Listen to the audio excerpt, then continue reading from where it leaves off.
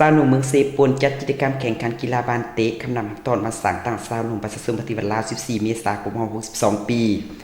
วันที่29 มีนาที่ผ่านมาห้องการสาวหนุ่มประชาชนปฏิบัติลาวได้จัดการแข่งขันกีฬาบานเตะขึ้นอย่างเป็นทางการอยู่เดินบ้านเมืองเซปูนโดยการเป็นประธานของฐานวงไซไซจากห้องเลขาผักเมืองห้องเจ้าเมืองเซปูนฐานนางเพชรสมรพิรวันกรรมการผักเมืองเลขาคณะบริหารงานสาวหนุ่มเมืองเข้าร่วมแข่งขันมีบรรดาทานทีมนักกีฬาที่มาจากหาดฐานหน่วยสาวหนุ่มมสนาบมสเซปูนศึกษาธิการกีฬาเมืองเขตการค้าชายแดนผลของการแข่งขันปรากฏว่าบ้านเตะยิงหน่วยสาวหนุ่มมสเซปูนคลองแซมได้หับขันของสาวหนุ่มสนะหน่วยสาวหนุ่มมสนาบ1-0บ้านเตะทรายหาดฐานสาวหนุ่มศึกษาธิการกีฬาเมืองคลองแซมได้หับขัน1 หน่วยสนะหาดฐานสาวหนุ่มเขตการค้าชายแดน2-1โดยแม่นทานวงไซไซจักเป็นผู้กล่าวมอบและต่างหน้าที่1ทรายยิงขึ้นหับซ่องหน้านักกีฬาเป็นสักขีพยานนำด้วยทั้งนี้ก็เพื่อเป็นการห่างหากาเกียมสั่งขบวนการเข้านำหับต้อนวันสั่งตั้งสาวหนุ่มประชาชนปฏิบัติลาวครบรอบ62 ปี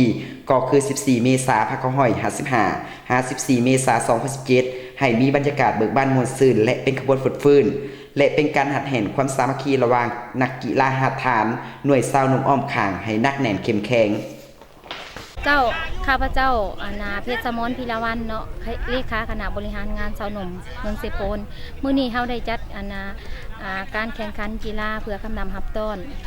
วันสังตั้งสาวหนุ่มปี 1955 ปี 2017 เนาะเพื่อสังตั้งเพื่อแข่งขันกีฬา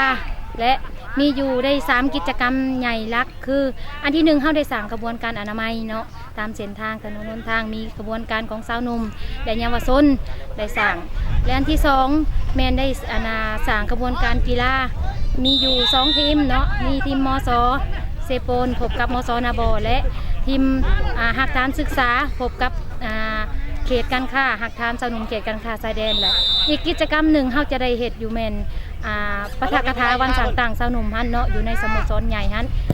การสร้างกระบวนการจุดนี้เพื่อคำนับต้อนให้เป็นกระบวนการและเพื่อผูกมัดคะแนนความสัมพันธ์ระหว่างหักฐานสาวหนุ่มกับหักฐานสาวหนุ่มให้มีความสัมพันธ์ซึ่งกันและกันและระหว่างสาวหนุ่ม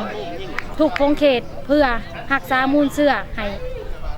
มีการเติบใหญ่ขยายตัวขึ้นเนาะในตอนนั้น